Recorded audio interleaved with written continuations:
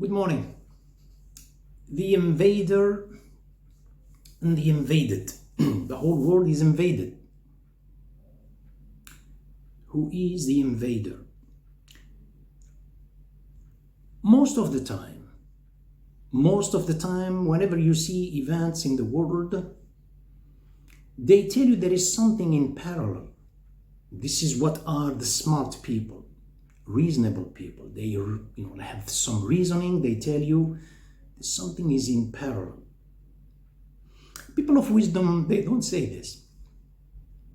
They say this is the epitome. Something happened.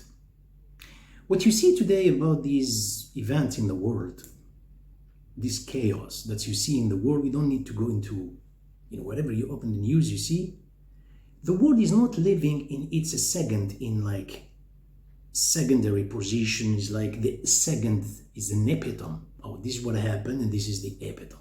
It's like an output, a consequence.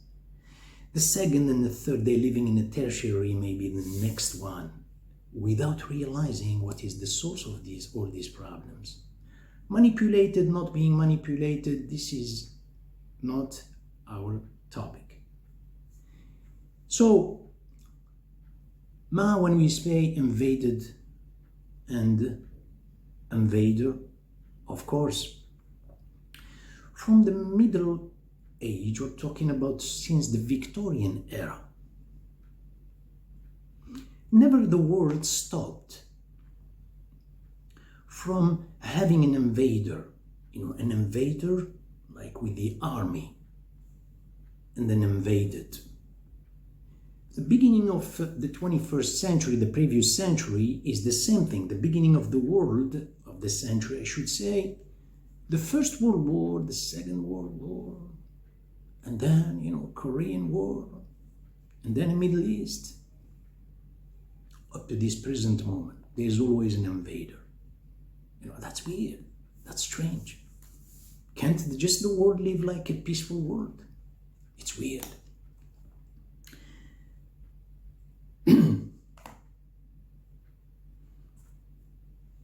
Let's go a little bit, speak about the systems. Capitalist system and a communist system. A capitalist system, that does it say when it speaks about the economy? When we study economy on a small scale, we say microeconomics. On a large scale, we say macroeconomics. We have what we call a trade cycle.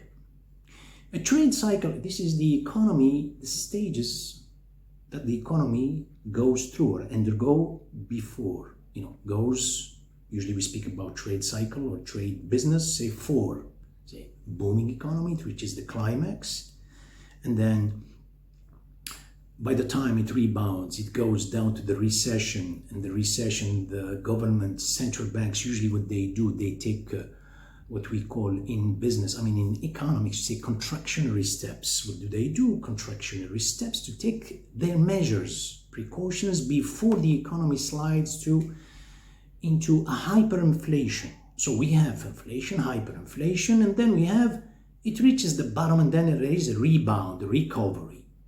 This is, at the time when there is, how come when we study this, it is as if it is a normal curve that you have to study it. How can that be? Things are unexpected. How can you make it as like something traceable? Something is, you have to live it, you're going to live it.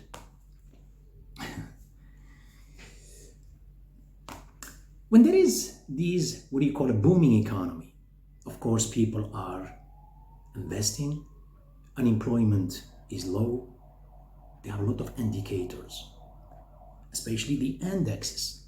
The indexes, these are, what do you call like the gauge that speaks about the economy when they speak about stock market, especially in the US. Something more than sacred when you speak about the Dow Jones Industrial Average, S&P 500, and you speak about, it's like this is giving you an idea where the economy is. So this is like a booming economy. But how can that be? Why it reaches the climax and goes down? That's weird. Why don't you ask? What we are studying here, we are studying a consequence. That's not the study of the source. You are studying an outcome, not income. You're talking about like a result. You're talking about an epitome of something. How can that be? I'm talking about particularly about the economy in a capitalist nation, more precisely about the United States. When you have this booming economy and then you look at it, it becomes sort of digitalized. That's it. You look at it and then things are good. Goodness, badness, whatever, you have to look at the digits. We have among those indications, economic indicators, the GDP. The GDP is a gross domestic product. This is the gauge that diagnoses the economy of a nation. Stands for gross domestic product. Total value of goods and services produced within a country's borders by citizens and non-citizens. You have a GNP, gross national products, same thing, produced by citizens only in and out of the country. That's it. You have a consumer confidence. The confidence consumer comes showing you the sentiments of the consumer, how much people are consuming. You have a CPI, consumer price index, giving you the price. Anyway, it's not our topic about this. This is just showing you everything is a digit. But one second. How come this became sort of like a stagnant digit situation yet? Where is the human being? It's a good question. Where is the role of a human being here? The role of a human being is not existing. A human being does not exist. There is an economy, the study of a whole economy. Even though they say that microeconomics is speaking about on the small scale, which is the household and one individual among others, even though this, but the citizen does not exist. A capitalist country is known by people, rich people, and poor people. You have rich, very rich people, and you have poor people. They call it high class, small class. They divide it into three. The middle class is a dream. Those people who live indebted, that hopefully one day they're going to have this financial freedom through plastic cards. So what do? The rich people. Banking system is between. They lend money. Of course, it's not lending money. It's loan, they're talking about loans, mortgages. To buy a house, that's the mortgage. To buy a car, that's a auto loan. Just for something like a personal loan, but it still always loans, then they pay interest. This is a usury. Now, this power, when a country goes, when you say the country goes up to the climax and is going back, going down to to the recession. When they say contractionary steps, in other words, measures to prevent the economy from sliding over to hyperinflation, what do? They raise the interest rates. These people get more power. The others, they become more weaker under a burden. It is just a system that is, you cannot pay. If there is a time, there will be a time when you won't be able to pay, which is going on these days about the foreclosure. The banking system will seize all your properties. You cannot pay, you fail to make payments regularly. The banking system will seize back your property. What do you see here? What is a human being? It does not exist. What is exactly here? We want to know, understand. I don't know, you are talking about this. This we know it, we're just repeating. I understand, repeating this, everybody knows that. But we want something, what is the kind of a core of the situation? This trade that's supposed to be between rich and poor, this is a flow of the emotions. What do you mean a flow of emotions? This is the power of the emotions of each citizen. This is what's supposed to be. This is frozen by the banking system. The banking system freezes the emotions. This one has a fake happiness. It is full of stress, anxiety. Check them out. The others, they have a true anxiety and very bad and sadness, and this the same thing. All of them, they suffer. This is the system where there is no flow. What is the flow? The flow of emotions. When the Prophet ﷺ say, let people trade with each other or among each other, the trade, لَتْرُكُ النَّاسَ يَرْزُقُ بَعْضُهُمْ بَعْضًا. This is a love that is gone. Situations where governments won't be able to maintain whatever their payments, to maintain the budget is under budget. In other words, a deficit. So what do? They issue bonds. What does it mean, they issue bonds? This term is actually, instead of saying the government is going to borrow money from the rich people and then the rich people will guide the government, they don't use this, they issue bonds. They issue bonds, and the bonds we have different ones. I have a treasury bond, you have treasury notes, and you have a treasury bill, and each one has its maturity when to get more interest. So the government itself is invaded. This kind of disparity between rich and poor, it's everywhere in the world. During the Victorian, up to this present moment, from the Victorian era or before, it's all through the history. What you see today about these kind of invading and this, these are all scenarios. Banking system has to make its money from both the invader and invaded, which is very strange about these European countries. These Western European and the North, talking about US and Canada. The European dilemma, they try to withdraw themselves. They try to withdraw themselves from the US. Yeah, there is another giant, he's gonna eat them, with their devour them from the East. They don't have much of choice to stay together, and they are fragmented with each other. Don't expect France will be friends with the British. The 100 years. The war of the 100 years, la guerre de 100 ans. Actually, it's 116 years, but that's going to make them friendly. That's never.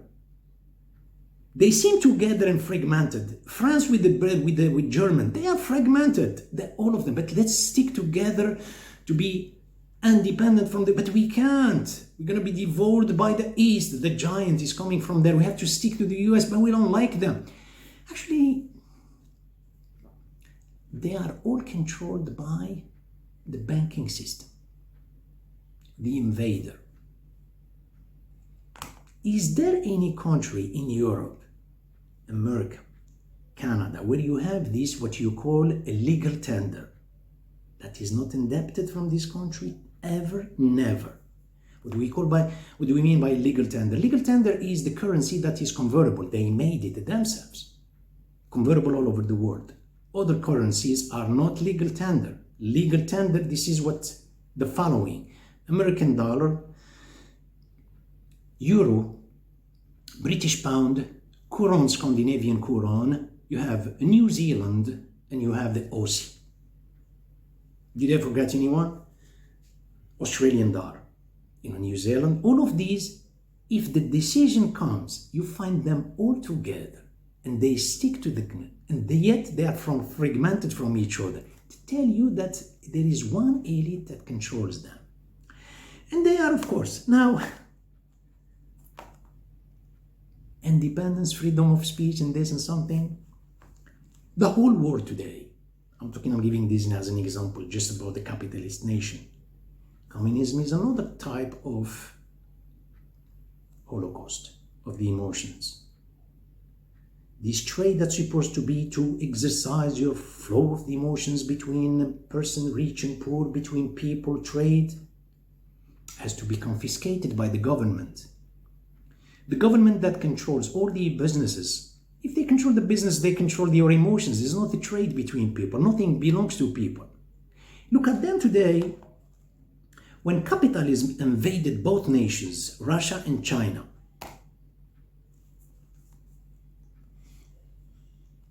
today they are together. They are together.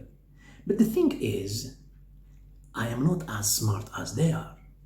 Of course, these are very smart, very, very, very smart politicians, very smart juvenile politicians. You understand? Because if you develop your force based on your opponent, your force that you are hand wrestling, even though they don't claim it, they say we are not against anybody. Well, these are only des paroles. كما قالت داليدا. Des paroles, ce n'est que des paroles. But still you are kind of like polarizing another pole to create another force against the other force. You are reinforcing another force in the near and far future against yourself. It's nothing. There is usury that is controlled by these people, and there is a non-usury. يربي الله الصدقات ويمحي الربا ويربي الصدقات. Do you understand? A nation that is built on without usury, you don't see the results next to you, next to your nose, you will see it later. You can have like this kind of what's going on today. In the Quran, God linked it, usury. He linked it to أعلنوا بحرب من الله, to the war. He said money and then a war. Try to understand between the lines. God is giving system behind. Banking system doesn't have a location. It controls you here. It's here, tomorrow there, another. This is what the banking system. Today you see, about another currency that's going to be created. As I said earlier, about the BRICS, whatever is going to be BRICS, is going to be BRIC, whatever, adding some countries. Well, listen, if the system, the usury, remain always the shelter of those nations, they will never succeed. Something will surprise them later on. The first person who faced this, Moses, peace be upon him, in the First Testament, against usury. Jesus is Jewish like me. You know what I'm saying? But why I don't like him? It's because he's against usury. Do you understand? When he came, he said he was fighting for this. This is all camouflaged in the Bible. All camouflaged. Actually, that was the main reason why he was targeted. Because he was against that, and of course, on the top of that, he was against the Romans who follow or worship those pagans. They worship a known God. When they worship a known God, they can be controlled by the government. You worship an unknown God, you can't control people. أعبد الله كأنك تراه إن لم تكن تراه فإنه يراك. That's the second. But the main reason is because of usury, the thing existing. May the Lord open your eyes and your heart to the doors of heaven, as Jesus Christ said it. I'm talking about the Christians. He said, يا معشر الحواريين اجعلوا أموالكم في السماء تكن قلوبكم في السماء. He said, put your money, invest your money in heaven, your heart will be in heaven. Oh, this is a fanatic. I know. Listen, see you soon.